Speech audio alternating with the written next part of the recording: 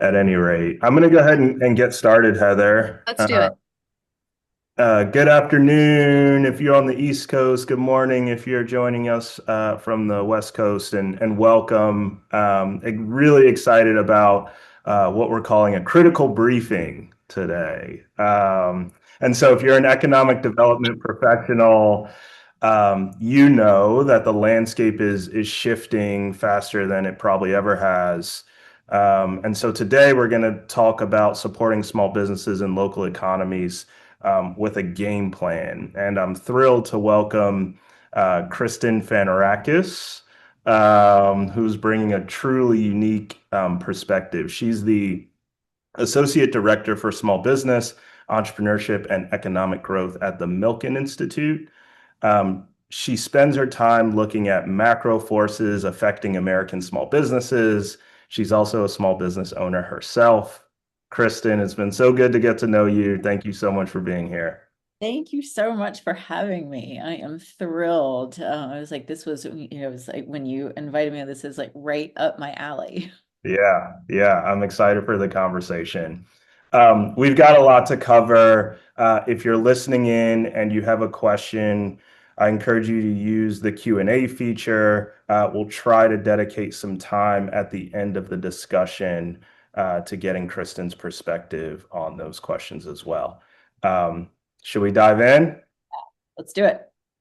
Your work at Milken focuses on macro and systemic trends primarily. From your perspective, what's the single biggest systemic challenge you see right now that is disproportionately affecting American small businesses and startups versus large enterprises, for example? I mean, for lack of originality, I would say the policy volatility, that environment that we're in. And I wrote a piece about this earlier this year, and it really boils down to small businesses simply do not have the same, level and depth of resources that large businesses have. And that's just, large businesses have big balance sheets. They have an easier time with access to capital. They usually have cheaper access to capital, all of the things. And I think Heather's going to drop the link to that piece in the chat about this. I kind of outline a lot of that. And I think this is, and tariffs have been sort of the big headline issue. But it's about the volatility around, is this program going to be around? Is this program not going to be around? I've seen so many stories of businesses closing because a program was shut down and they were dependent on XYZ government program as one of their main, as one of their main buyers. For example, there was an organization called Mother Earth in Asheville, and one of their main supply, there was a government program that bought a lot of their produce, and they ended up shutting down. And so it's not original, but that policy volatility, tariff and otherwise, and it's a big systemic issue, and we don't have an easy measure for it. Once upon a time, the stock market kind of could have been a good measure for that volatility, but we really have a disconnect between the stock market and what I kind of think of as the real everyday economy. That just it just doesn't happen any, it's just not a good gauge for that. And I spent my career on Wall Street, in foreign exchange for many years. So those are some, very familiar with all the macroeconomic, indicators to follow those things. And so yeah, so I think that's the biggest issue that, every small business and, local and community, community leader is facing right now. Yeah. And, I think that your perspective as a founder, small business owner as well is interesting here. What's the disconnect that you observe between the national policy conversations happening in DC and the realities of running a business day to day on Main Street? And where are economic development professionals maybe missing the mark? I mean, we don't have enough time to go through all of the disconnects. We could sit here until next week. And so, I mean, I have an apparel company, and the reshoring conversation is something that is near and dear to my heart. I grew up in North Carolina. I am old enough to, remember when the state was effectively obliterated, by NAFTA, and all of those textile companies moved offshore. And one of the reasons my company is the everything is made in the US. So this is something that I follow closely, and we have this entire conversation about reshoring, but we're not seeing a lot of policies to support the businesses in order to do that. I mean, I follow the textile industry most closely, obviously, but broadly speaking, those small businesses need far more support than what we are seeing. I think that is the biggest disconnect between the rhetoric that's out there and what is actually going on. And I think that for these anybody working in this field, we have to really look critically at what is being said, and then what are the actual policies, and what do the actual policies mean. And I think things are just much more complicated today than they have been in a long time. Yeah. We've had some conversations about this historically, Kristen, but you talked about how we should think about reimagining how we build resilience. Can you elaborate on the core philosophy that you think should change in economic development today? I think kind of it's related to this again. It's like I've always sort of believed in this sort of idea of reshoring. It was, I founded my brand really wanting to be a part of a reshoring movement, before this was long before this was sort of, in the in the general media. And I think that I think what we're going to see is that, communities, states, regions are going to need to look at how they build that more local resilience, as opposed to looking outside and saying, okay, if I'm going to have this outside investor come in, and or this outside group come in and create these jobs. I often give the example, and I saw this sort of, I saw this sort of at a very micro level, and I've talked to many local leaders about this, but this sort of happened to a family member who has a restaurant in a small town, and the town gave all these credits to these outside franchises to move in, because they were trying to build up this one area. And my cousin was trying to expand his restaurant. He received no credits. And he actually probably does more business, and he's going to be, he's not going to leave that community. If that he is going to find a way to, to continue to grow his business in that community. Whereas we all know what the statistics are. If that franchise is not doing, X threshold of business, that franchise is going to cut and run. And so, what I would like to see more is that, we see communities looking internally, looking at your entrepreneurs locally, looking at your companies locally, as opposed to looking to draw people from outside. How can we build from within, or, regionally? And keep those dollars flowing. Again, we all know what those statistics are. We know that the dollars sort of spent internally, they're recycled, and it's just much more powerful. And so I really that is like that's my economic development, wish list. And it's a huge benefit to those small businesses, because that's who's usually benefiting from this. And it's better for the communities, it's better for the regions. And so I think that we have to, I think but I think it takes a change in mindset in terms of how we approach economic development. hmm I was fascinated by this, but we're going to talk about World War II's York Plan. I love this. I've been waiting to use this example for so long. And like I read about this a couple of years ago and it's been like in the back of my mind. And so when we met and we talked about this, and I was like, perfect, because it's all about ecosystems. Yeah, So uh, you have given me the perfect opportunity. I love it.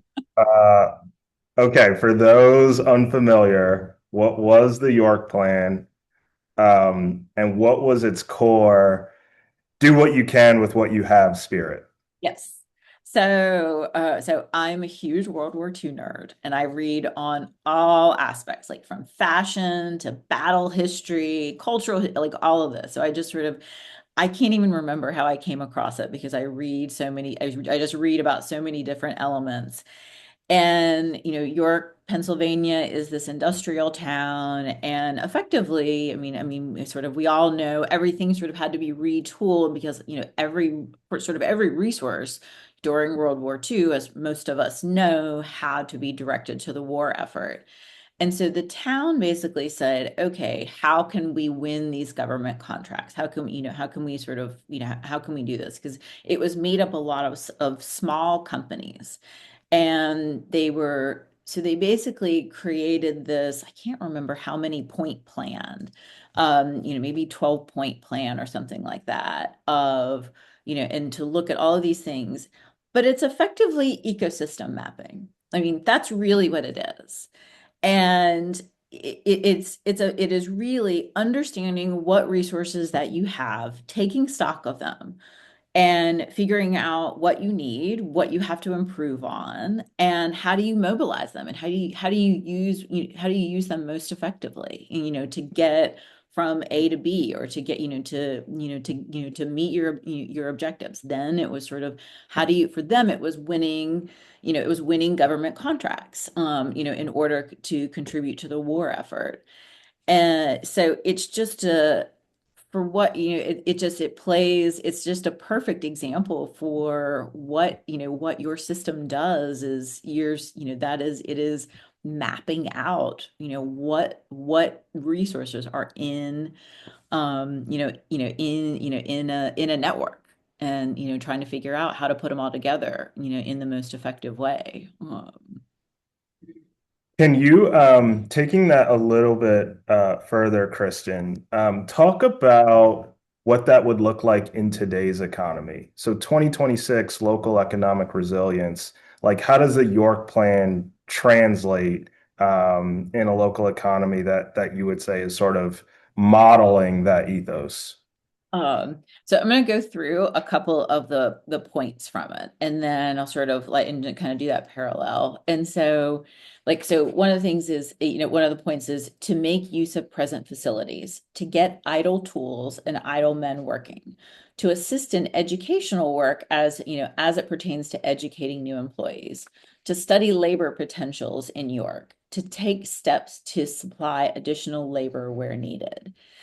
I think about this, and I think that it's like, we think about like the modern economy, and what are the needs. I think a lot about I think one of the best examples is you have a lot of digital, you have a lot of digital needs, right? You have bricks and mortar companies who don't know how to get online or things like that. So I have an e-commerce company. So where do I go to find a developer? I go to Upwork.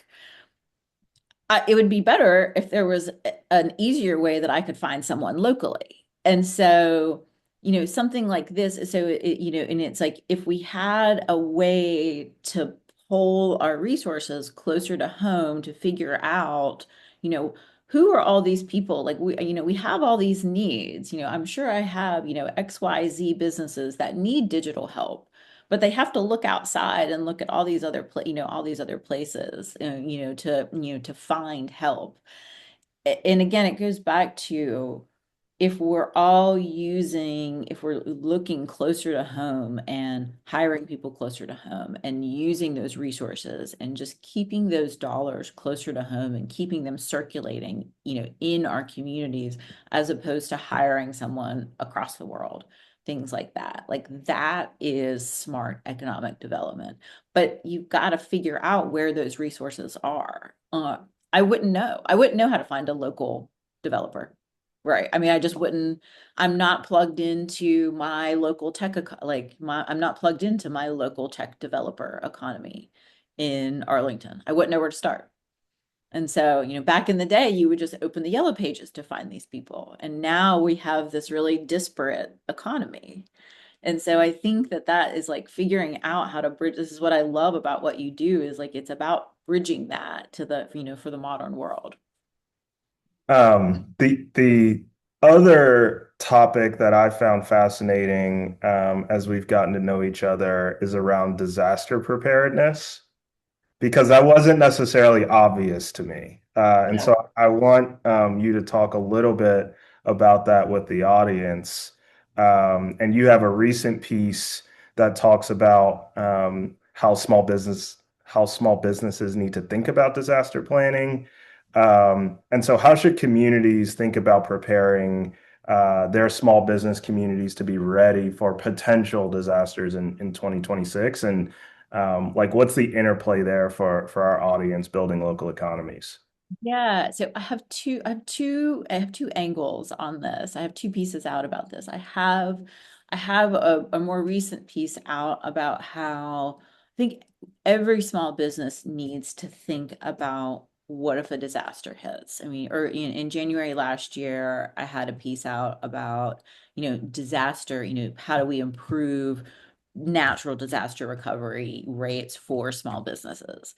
And that ended up triggering, this other piece that I think Heather posted in the chat because that, my first piece was inspired by what happened, in Western North Carolina in Hurricane Helene. And you had a hurricane in the mountains. And so you have, these are businesses that are not prepared for a disaster. And so I kind of took a step back a few months after I wrote that original piece, and I was like, okay, all small businesses need to be thinking about what happens. And I mean, and I thought about it too from my own perspective as a business owner. COVID really effectively destroyed my business. I make women's workwear. It just in it, and I what I thought about it was that's a business model risk. That is a concentration risk in your business model that I did not think about when I opened the business, that it was not, I mean, a global pandemic that would make everyone, sit at home and not buy workwear for 2.5 years, 3 years was not in my scenario planning for, in terms of like thinking about what are the risks to my business.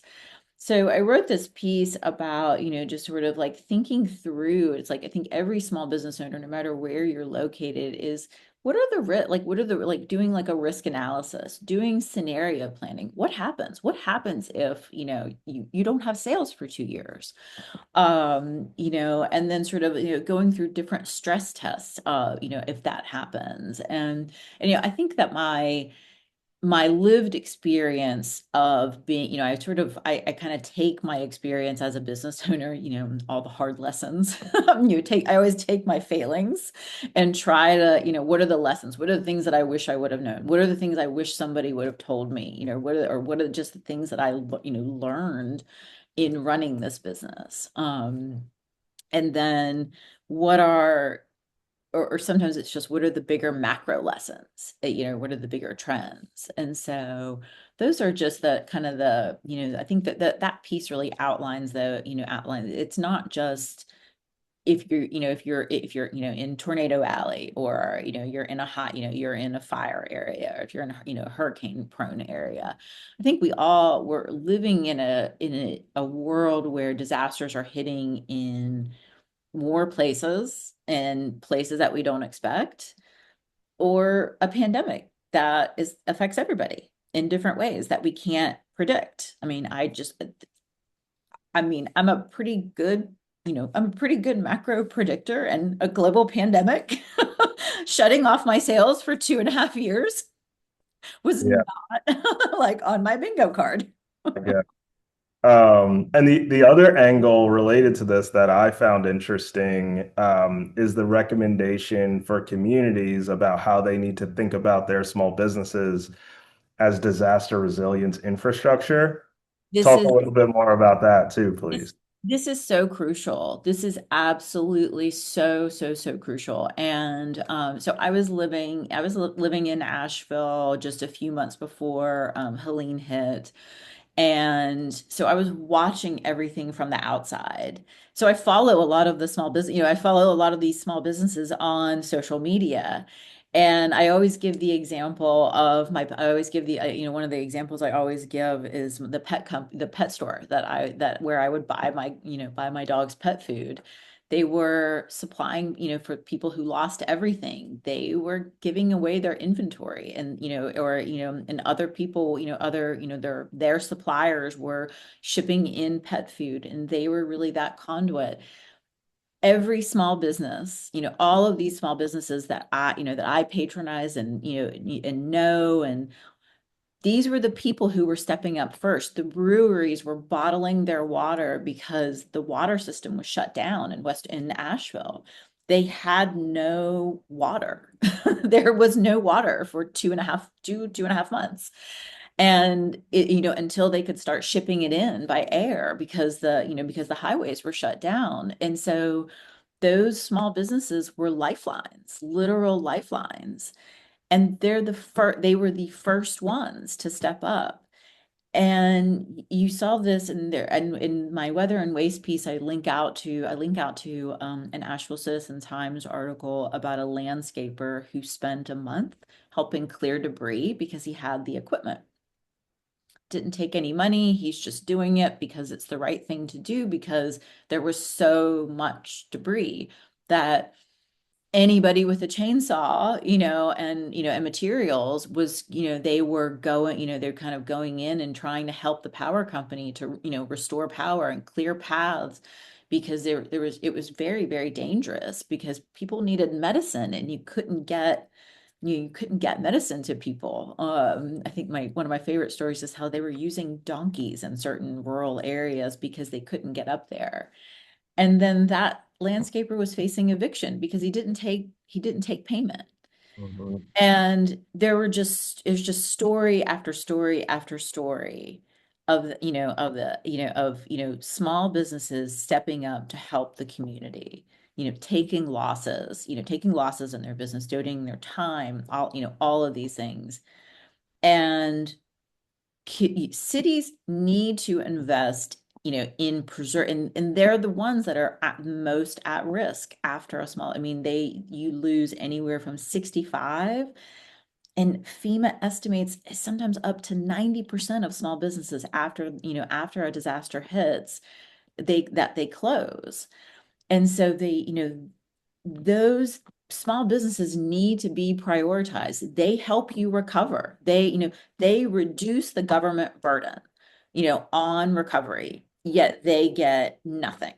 They get it, and that need cities, states, towns, all of these localities, they need to think about small businesses in that way. I think we really take that for granted. And it was just, like I said, it was very evident in Helene. And like I said, I was just following all of this in real time, just observing. And yeah, I think, I think there's a great story. There were stories about the taco trucks mobilizing during the fires out in LA, and they would all just decide, wherever the fires were going, and then they would all mobilize to go and feed, they would mobilize to go and feed the firemen and things like that.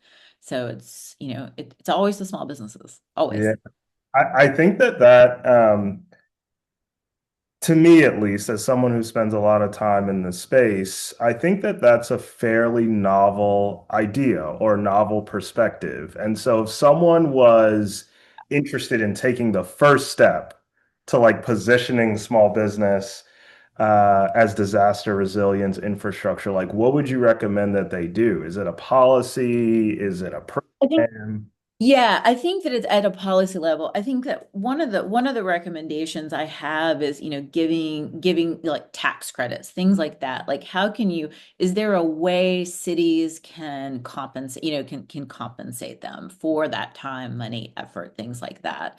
Because, we know a lot of times they're not getting, I mean, cash is the biggest problem. And so can they have a grant fund for this? It's like if you did X as part of the recovery, you're eligible for, a $10,000 grant, whatever it is. I mean, I think there's lots of ways to do this and to structure it, tier it, things like that, depending on your level of contribution. I always think about this landscaper. Like I think about this landscaper. I have no idea who he is, but I think about him all the time. And, just to have done that and then to be faced with that situation, it's just really like, it's just, to me, it's just unspeakable. Like there should have been a grant fund that said, I did this, I gave all of my water, every bit of my water, I gave all of my inventory, I donated my food. Mhm. I pay, these small businesses pay for, they're running on the lowest margins. Yeah. And so I would, I mean, it's like I think that's probably the sort of the step one is just sort of have that grant, have some sort of grant fund available. I'm gonna take a quick second to remind the audience to post any questions they might have in the Q&A. Um, at EcoMap, and I'm just reflecting on some of our conversation, right? Like we help organizations, economic developers, ecosystem builders map and navigate these complex ecosystems. From your perspective, you've made some allusions to this, but like how critical is that step in helping folks move from a hope economy to an actionable economy so that they're ready for these disasters so that they can deploy some of the elements of the York plan, for example. I think you have to. I can't remember if I have it in one of my pieces. I was like, I can't remember, but I mean, I have a recommendation of understanding the net, it's like creating your networks ahead of time, knowing who's there. You saw this after Helene, sort of people were sort of creating networks on the fly. And, it's like, oh, okay, like, so and so has so and so has that information. But if you have it pre-created and you already know where to go, like, and so it puts you one step ahead. I think it's like, oh, okay, I lived in this neighborhood, the neighborhood where I lived in Asheville. I talked to it was a residential neighborhood, and there was a local restaurant, and I talked to the owner, and she was saying that they spent a bit of time because a lot of the local restaurants were trying to reopen, and they had to bring in these huge water tanks, and each water tank was $20,000 to set up, and it cost anywhere from $1,000 to $5,000 a day to run, which is, you've got to sell a lot of chicken or biscuits or bread to to break even on that. You got to have a lot of sales. And so she was telling me about how they sort of did a lot of networking and went into a water sharing agreement with a group of restaurants to sort of to kind of figure that out. And that's sort of one of the things that made me realize, and I was like, okay, if there was an easy way that everybody knew, sort of a pre, a kind of a, like a pre, kind of a preset place that people, knew. It's like, oh, okay, all the local restaurants in Asheville already know everybody's right here, or all the artists who were in the River Arts District, everybody's right here. Okay, everybody's going through the same thing, all of that. I think that puts you one step ahead, and to share resources, get the right resources out. Okay, I applied for this grant. This grant is for artists. This grant is for restaurants. This, things like that. One of the recommendations I have is the need for this sort of centralized resource hub, And I think you do that in some ways because you are a centralized hub of information and you're connecting people already. It's not for disasters, but you are that centralized hub, that centralized connector for a community. And I think that is probably the most important thing after, after a disaster. There was a house. I have a picture. I wish I should have thought about it so we could have shared it on the chat. But there was a house who had a Starlink in my old neighborhood, and they posted all the information, and they just basically put up a clothesline on their fence and posted all everybody's information. It was like they basically created a neighborhood bulletin board on their fence for any information. Where could you get water? Where could you take a shower? Where could you do all of this? And I think that it's like that's what you do. Like, Yeah. and it's like we have to that central hub of information is just crucial, like to kind of put people ahead of the game. Yeah. Um, okay, wrapping up here in just a minute, Kristen. If an economic development professional leaves this webinar with only one action item for next week, what do you think is the most high leverage step they can take right now to begin translating the York Plan philosophy into their 2026 strategy? I think using like I think using resources like EcoMap to sort of look at what you have, and uh, knowing that we are all going into another uncertain year, and knowing, it's like I think we all know that we're going to have to look internally, and so we're going to have to look at what do we have, and try. We're all going to have to basically take this, that idea of doing what we can with what we have. And I think that's exactly what you do. It's like you provide a resource that allows economic developers to do that. And so I think that that's why, like I said, that's why, that it was the perfect analogy, sort of the perfect, framework for our conversation. Because I think it was like, and I'd encourage everyone just to kind of do a quick Google to, to kind of just to, read about it and look at it for further information. Because I think it'll, just kind of, to crystallize that, those thoughts, and, for more perspective. But I think that's really it is just, I think we have to accept that we're in a different regime we're in a different environment where we don't know, where out, whether outside resources are coming, if they're going to be there. And if they're not there, how do we build internally? How do we build regionally? Do we look, how do we find those alliances, regionally? And so it's a little bit of going back to how things used to be. And so I think in a lot of ways, and so I think that that's the, like, to me, I think that, you're probably going to you should get a lot of activity on your, on your site next year. We've got a question from the audience that I want to make sure we get to. This is from Cash. What is the number one problem in creating solutions for innovators and startups increasing local economic resiliency to weather disasters and recover quickly? I think I got that right. I mean, getting cash flowing is the biggest challenge. And that's really, and it's mobilizing. I mean, when a disaster hits, the first thing you want to get to businesses is grant capital. And getting an efficient way to get that to the small businesses.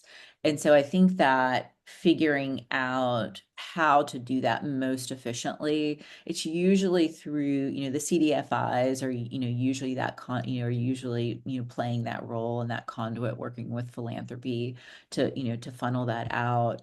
But the issue is that there's not a centralized resource. So it's very, very disparate. Each individual business is having to do an individual GoFundMe.